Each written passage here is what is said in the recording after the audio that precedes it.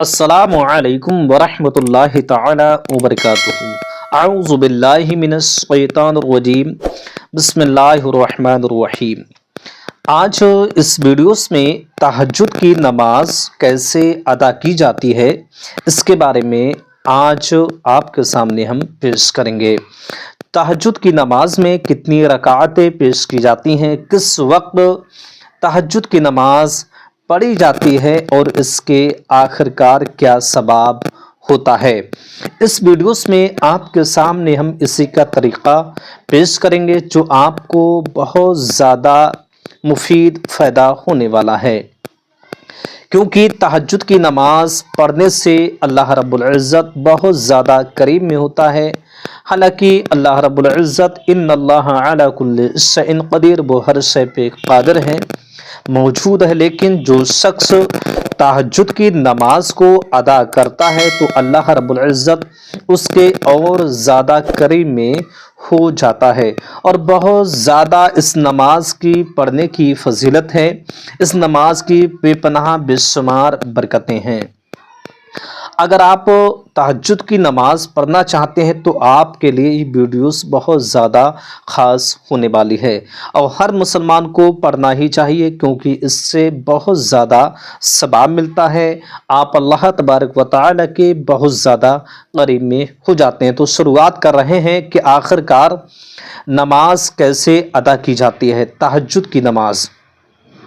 دیکھیے، پہلے تو میں آپ کو یہ بتا دوں کہ میں نے کچھ لوگوں کے منہ سے سنا ہے کہ تہجد کہتے ہیں، تو یہ تہجد نہیں کہا جاتا ہے بلکہ تہجد کہا جاتا ہے۔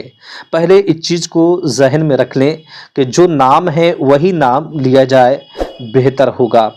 تہجد کو کہتے ہوئے میں نے سنا ہے، اور بہت سے لوگ پوچھتے ہیں کہ اس کو تہجد کہا جاتا ہے یا تہجد کہا جاتا ہے، تو میں نے آپ کے سامنے ابھی بتایا، یعنی کہ تہجد کی نماز کہا جاتا ہے، تہجد کا وقت کہا جاتا ہے۔ ٹھیک ہے، تو آپ کو جیسے کہ اشراق کی نماز ہوتی ہے، چاشت کی نمازیں ہوتی ہیں، فجر کی نماز ہوتی ہے، ظہر کی نماز ہوتی ہے، ایسی ترکیب سے تہجد کی نماز ہوتی ہے۔ تو تہجد کی نماز کا طریقہ جو پریکٹیکل طریقہ ہے، صحیح ترکیب ہے، وہ آپ کے سامنے آج ہم پیش کریں گے۔ اچھی ترکیب سے آپ پوری ویڈیوز کو دھیان سے واچ کیجئے، جس سے کہ اچھی ترکیب سے آپ کے سمجھ میں آ سکے۔ دیکھیے، تہجد کی نماز کی فضیلت اور برکت یہ ہے کہ رات کے حصے میں جو نماز یہ پڑھی جاتی ہے، اس وقت تہجد کی نماز پڑھنے کے بعد میں اللہ رب العزت آپ کی دعا بہت جلدی قبول فرماتا ہے، یعنی کہ دعا قبولیت کا بہت زیادہ وقت بہتر ہوتا ہے۔ یعنی تہجد کی نماز پڑھنے کے بعد میں اللہ رب العزت کی بارگاہ میں اپنی خواہش، اپنی مراد کو پیش کریں گے تو اللہ رب العزت بہت زیادہ جلدی قبول فرماتا ہے۔ وہ اس لیے کیونکہ رات کے وقت میں اللہ رب العزت کی عبادت کریں گے، نماز ادا کریں گے، تو اللہ رب العزت کو یہ بہت زیادہ پسندیدہ عمل ہے، یعنی کہ اللہ تبارک و تعالی کو بہت زیادہ پسند آتا ہے کہ رات کے حصے میں کوئی میرا شخص یعنی میرا بندہ میری عبادت کر رہا ہے، یہ اللہ رب العزت کو بہت زیادہ پسند آتا ہے۔ تو رات کے حصے میں یعنی کہ تمام لوگ سو رہے ہیں اور میرا ایک بندہ تنہائی کی حالات میں میری عبادت میں مشغول ہے، اس لیے اللہ رب العزت بہت زیادہ اس عمل کو پسند فرمانے والا ہے۔ دوسری بات میں آپ کو یہ بھی بتا دوں کہ جب وہ تہجد کی نماز کا جو وقت ہوتا ہے، وہ اکثر کے لوگ یہ بولتے ہیں کہ تہجد کی نماز کا وقت جو ہوتا ہے وہ رات کے 12 بجے کے بعد میں شروع ہوتا ہے، تاکہ ایسا غلط ہے۔ تہجد کا کوئی بھی وقت مقرر نہیں ہے۔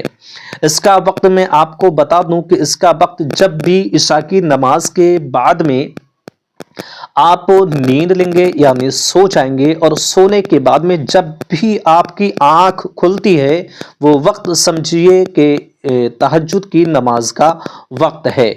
जब भी आपको नींद से आंख खुले, यानी थोड़ी सी नींद लेना ज़रूरी है। जबकि यह है दोस्तों कि एक नींद आपको लेना पड़ेगी, पहले एक नींद ले लें, उसके बाद में जब भी आपकी आंख खुले और उसके बाद में समझ लीजिए कि वही तहज्जुद का वक्त है। इसका कोई ऐसा वक्त नहीं है कि 12 बजे के बाद में शुरू है या 1 बजे के बाद में शुरुआत है, ऐसा नहीं है। बल्कि जब भी आप थोड़ी देर सोएं या घंटे 2 घंटे सो जाएं, उसके बाद में, यानी सोना ज़रूरी है। अगर आप सोएंगे नहीं तो तहज्जुद का वक्त आपको मकरूह कहलाया जाएगा। अगर आप ये चाहते हैं कि दुरुस्त तरकीब से आपको वक्त मिले, तो वक्त यही है कि जब भी आपकी आंख लगे यानी सो जाएं, उसके बाद में जब भी आंख खुलती है तो समझ लीजिए कि आपका वो वक्त हो चुका है। जैसे कि अगर आप 8 बजे सो जाएं और आपकी 8:15 पे आंख खुल जाए, तो समझ लीजिए कि आपका वो वक्त शुरू हो गया है, तहज्जुद की नमाज अदा कर सकते हैं। लेकिन आपको मैं ये भी बता दूं कि जो सबसे ज़्यादा बेहतर वक्त है वो लास्ट का वक्त है, आखिरी वक्त है। यानी इशा की नमाज के बाद में जो लास्ट का वक्त है वो ये है कि तुलू आफताब से पहले जो फजर की नमाज का वक्त जो शुरू होता है, यानी कि सुबह सादिक के वक्त से पहले, यानी आखिरी हिस्से में तहज्जुद का ज़्यादा बेहतर वक्त माना गया है। यानी रात का आखिरी हिस्सा बेहतर ज़्यादा माना गया है। वक़िया आप जिस वक्त चाहें नमाज ये अदा कर सकते हैं, इसमें कोई भी क़ैद नहीं है। बस इसमें जो शर्त है वो यही है कि आपको सो लेना बहुत ज़रूरी है। लेकिन अगर आप सो नहीं सकते हैं या आपको नींद नहीं आ रही है, तो इसका हुक्म आया है कि आप थोड़ी देर के लिए ऊँघ लें, यानी कि आप बेखबर ऐसे नींद में इतने मशगूल हो जाएं कि आपको अपने आप का होश न रह सके। इस तरकीब से आप थोड़ा सा ऊँघ लीजिए, यानी बैठ करके नींद की हालत में हो लीजिए। उसके बाद में जब भी आप परफेक्ट तरकीब से, यानी अच्छी तरकीब से होश में आ जाएं, तो समझ लीजिए कि वही तहज्जुद का वक्त शुरू हो गया है। अब मैं आपको ये भी बता दूं कि इसमें कितनी रकातें नमाज अदा की जाती हैं। तो देखिए, इसमें आप 2 रकात नमाज भी अदा कर सकते हैं, 4 रकात भी अदा कर सकते हैं, 6 रकात भी और 8 रकात भी। यानी कि 2 रकात से लेकर के 8 रकात नमाज आप पढ़ सकते हैं तहज्जुद की। आप चाहें 2 रकात पढ़ लीजिए, तब भी आपकी 2 रकात नमाज तहज्जुद के नाम से अदा हो जाएगी। आप चाहें तो 4 रकात अदा कीजिए, तब भी आपकी तहज्जुद की नमाज अदा हो जाएगी। 6 रकात भी पढ़ सकते हैं और 8 रकात भी नमाज पढ़ सकते हैं। रही ये बात के साथ में या अलग अलग स्टेप में, तो देखिए, आप 2-2 रकात नमाज करके भी पढ़ सकते हैं, 4 रकात नमाज करके भी पढ़ सकते हैं। आप 6 रकात नहीं पढ़ सकते हैं साथ में, ना ही 8 रकात इकट्ठी पढ़ सकते हैं। मतलब कि यह है कि जैसे और नमाजें अदा की जाती हैं, फजर की, ज़ोहर की, मगरिब की, इशा की, बिल्कुल ऐसी नॉर्मल तरकीब से नमाज है। इसमें कोई भी हट बच के कोई भी तरीक़ा नहीं है, बिल्कुल सेम यही तरीक़ा है। बस यही है, जैसे कि ज़ोहर में 12 रकात होती हैं, फजर में 4 रकात होती हैं, इसी तरकीब से तहज्जुद में 2 से 8 रकात नमाज होती है। तो इस नमाज को आप पढ़ सकते हैं 2 से लेकर 8 रकात तक, जो भी आपका दिल कहे, दिल का वाहिद है, उस तरकीब से आप पढ़ लीजिए। और इसमें यही वक्त होता है जो आपको मैंने अभी बताया था, इसी वक्त में पढ़िए, यानी कि नींद लेने से बाद में। नींद पहले थोड़ी लीजिए, उसके बाद में, यानी सोने के बाद में तहज्जुद का वक्त शुरू होता है। उम्मीद है कि आपके अच्छी तरकीब से समझ में आ गया होगा। अगर कुछ भी समझ में ना आया हो तो आप कमेंट बॉक्स में हमसे पूछ सकते हैं, इंशाअल्लाहुल अज़ीज़ आपको रिप्लाई ज़रूर मिलेगा।